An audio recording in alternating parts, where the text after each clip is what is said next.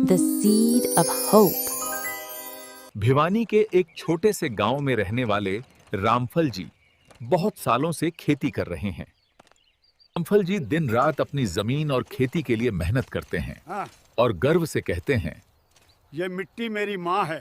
जब तक यह जिंदा है, हमारी पीढ़ियां जिंदा रहेंगी।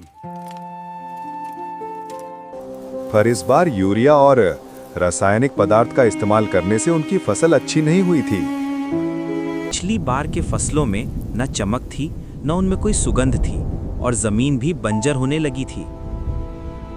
रामफल जी का एक बेटा है जिसका नाम सुरेश है। सुरेश अपने पिता से पूछता है, बापू, इतनी दवाई डालने के बाद भी फसल कम क्यों हो रही है? कहीं ये मिट्टी बीमार तो नहीं हो गई? पर सुरेश के पिता बिना कुछ कहे वहां से चले जाते हैं। एक दिन रामफल अपने पोते छोटू को लेकर खेत गए थे। छोटू जब खेत में पहुंचा तो उसे लगातार खांसी आने लगी थी और सांस भी नहीं ली जा रही थी। दादाजी, ये कैसी खुशबू है? सांस तक नहीं ली जा रही। वो खुशबू पेस्टिसाइड्स यानी रासायनिक की थी। उसे दिन रामफल पूरी रात सो न सका। वो सोच रहा था, जमीन के लिए जहर और जिंदगी के लिए सजा है। उसने अपने बचपन की याद आने लगी। उसे याद आया कि बचपन में मिट्टी की खुशबू, बारिश की खुशबू और जीवन की खुशबू से महकता था। गाय स्वस्थ थी, लोग लंबी उम्र जीते थे और खाने में स्वाद था।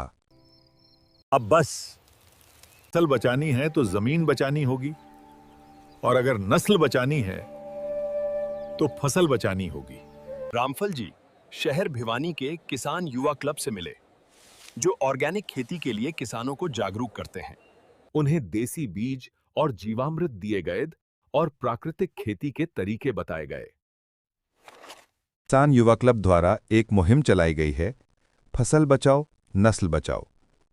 किसान युवा क्लब ने सरकार के साथ मिलकर किसानों को निःशुल्क प्राकृतिक खेती का प्रशिक्षण निरंतर रूप से दिया जा रहा है। किसान युवा क्लब बताता है किस प्रकार प्राकृतिक तरीके से खेती को बेहतर बना सकते हैं। रामफल ने ऑर्गेनिक खेती शुरू की। पहले साल लोगों ने मजाक उड़ाया, ऑर्गेनिक से क्या होगा रामफल? पैसे नहीं बचेंगे। लेकिन जब उसकी फसल पकी तो दाने सुनहरे थे, सुगंधित थे और जमीन उपजाऊ थी। यहां तक कि गांव की डॉक्टर ने भी कहा, रामफल जी के घर का खाना सबसे सुगंधित और स्वादिष्ट है। अब वही छोटू जो कभी खेत में खांसता था, अब हरे भरे खेतों में हंसता खेलता चलता हुआ दौड़ रहा है और कहता है, दादाजी, ये तो असली खुशबू है। रामफल जी को ऑर्गेनिक खेती करता देख गांव के और किसान भी किसान युवा क्लब की मुहिम के द्वारा जुड़कर ऑर्गेनिक खेती करने लगे एवं देश के विभिन्न हिस्सों से भी ऑर्गेनिक खेती करने वाले किसान युवा क्लब से जुड़कर जैविक उत्पाद तैयार कर 4 साल की अथक मेहनत के बाद भिवानी में किसाग्रो मार्ट की शुरुआत कर यहां अपने शुद्ध प्राकृतिक उत्पाद पहुंचाने लगे। अब सभी ऑर्गेनिक खेती करने वाले किसान कहते हैं, ये सिर्फ प्रोडक्ट ही नहीं, इसमें मिट्टी की जान, सुगंध, हमारा प्यार है। ये शुद्ध भी है, प्राकृतिक भी है और स्वस्थवर्धक भी है। हमारी मुहिम है फसल बचाओ नस्ल बचाओ। जैविक उत्पाद खरीदना कोई चलन नहीं, ये प्रतिज्ञा है उन लोगों की जो आने वाली पीढ़ियों को अच्छा भोजन, स्वास्थ्य और एक अच्छा भविष्य देना चाहते हैं। आइए हम सब इस मुहिम का हिस्सा बनते हैं और आज ही अच्छे स्वास्थ्य और आने वाली पीढ़ियों के लिए जैविक उत्पाद को अपने जीवन का हिस्सा बनाते हैं।